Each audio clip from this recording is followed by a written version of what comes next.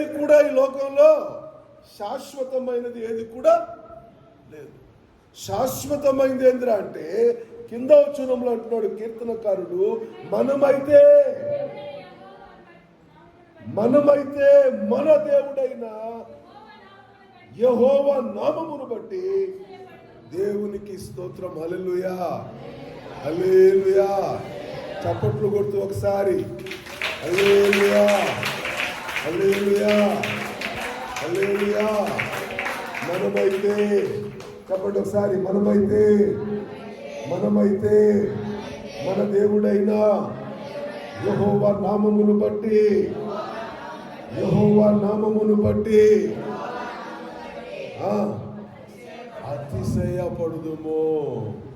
నా అతిశయము నీవే